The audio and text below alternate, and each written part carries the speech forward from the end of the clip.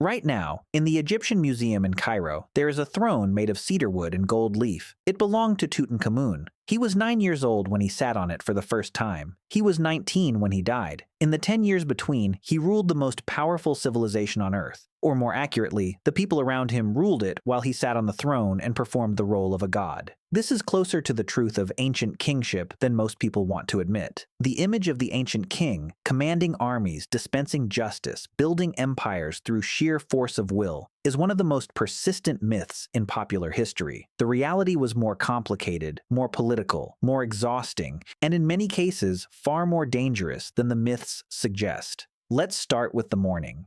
A king did not wake up alone. He was never alone. From the moment he opened his eyes until the moment he closed them, he was surrounded by people whose entire function was to manage his body, his appearance, and his symbolic presence.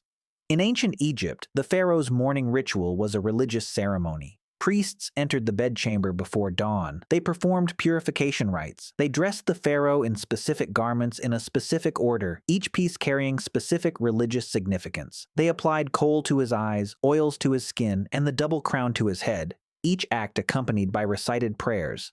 This was not vanity. This was theology. The pharaoh was not a man who happened to be king. He was the living embodiment of the god Horus on earth.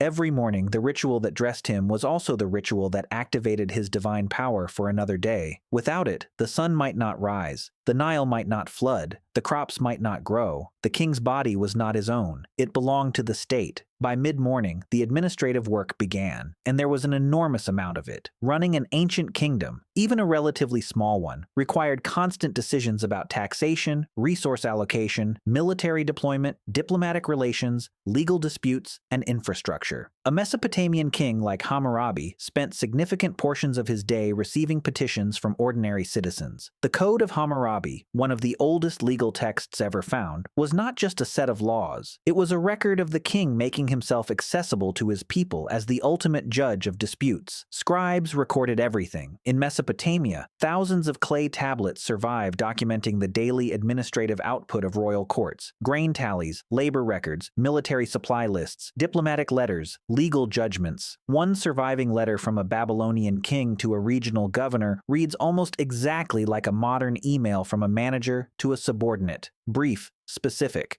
slightly impatient. The paperwork never stopped. It just came on clay instead of paper. But the king was also a performance. Ancient kingship was as much theater as administration. The king's public appearances were carefully choreographed events designed to reinforce his power, his divine authority, and the stability of the social order. A king who appeared weak, uncertain, or human in the wrong moments risked everything. In ancient Mesopotamia, the New Year festival required the king to be ritually humiliated before the statue of the god Marduk. A priest would strike him across the face. The king would fall to his knees. He would recite a confession of sins before the god. Then, if the god accepted his confession, which the priests would announce, he would be reinstated as legitimate ruler for another year. This happened every year. The most powerful man in Babylon knelt before a statue and let a priest hit him in the face. Not because he was weak, because the ritual proved that his power came from the gods, not from himself. And a king whose power came from the gods could not be challenged by any merely human rival. The humiliation was the point.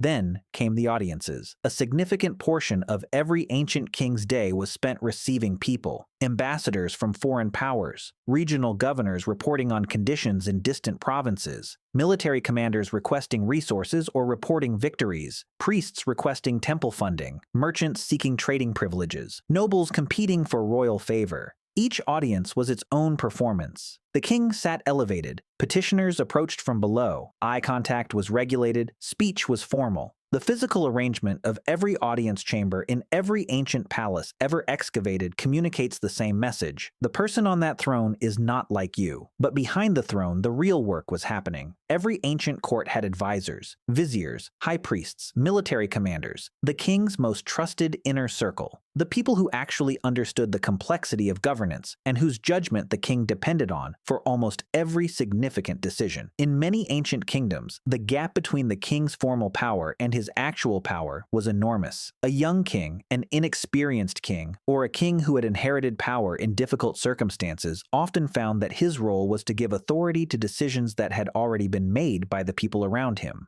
Tutankhamun almost certainly never made a single significant political decision. His advisor A and his general Horemheb ran Egypt. The boy on the gold throne gave their decisions the weight of divine authority. This arrangement was not unique to Egypt. It was the standard model of ancient kingship across most of human history. In the afternoon, the king trained. Physical fitness was not optional. A king who could not demonstrate physical capability, who could not ride, hunt, fight, or at minimum appear to be capable of these things, was a king whose authority was permanently in question. The ancient Assyrian kings were obsessive hunters. Their palace walls are covered in detailed reliefs of royal lion hunts, the king in his chariot, arrows flying, lions dying dramatically at his feet.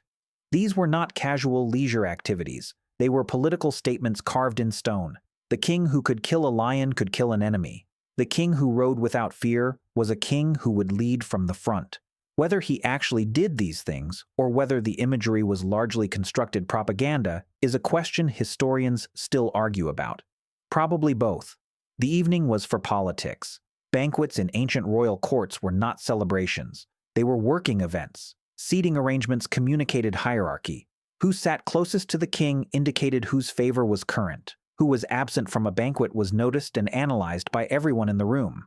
Food and wine flowed, but every person at the table was simultaneously eating and calculating. Ancient Greek symposia, the drinking gatherings of Greek elites, were formal occasions with strict rules about who spoke when and in what order. The king or host sat at the top. Everyone performed their wit, their loyalty, their usefulness. The man who made the king laugh at the right moment secured a favor. The man who said the wrong thing in front of the wrong witness ended his career. Every ancient court was a permanent political tournament. The king sat at the center of it, and staying at the center required constant vigilance, constant performance, and constant reading of the people around him.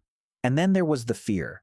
Ancient kings died violently at rates that would shock most people. Assassination, palace coups, poisoning, and military overthrow were not rare exceptions in ancient history. They were occupational hazards. Of the Roman emperors between 27 BC and 476 AD, roughly half died violently. Of the Byzantine emperors, the proportion is even higher. A king who trusted the wrong person died. A king who showed weakness died. A king who accumulated too many enemies and not enough loyal supporters died. The ancient world was full of the tombs of men who had sat on thrones and misjudged the people around them. The gold and the ceremony and the divine authority were real, and so was the knowledge that any night could be the last one. So here is what an ancient king actually did all day. He woke to a religious ritual that dressed him as a god. He spent his morning in administrative work that never ended. He performed his authority in carefully staged public appearances. He received a constant stream of people who wanted things from him. He trained to maintain the physical image of power. He attended banquets that were actually political tournaments. And he went to sleep surrounded by people he could not fully trust, in a position that every rival in his kingdom would have taken from him if given the opportunity. The crown was real. The gold was real. The loneliness inside both of them was real too.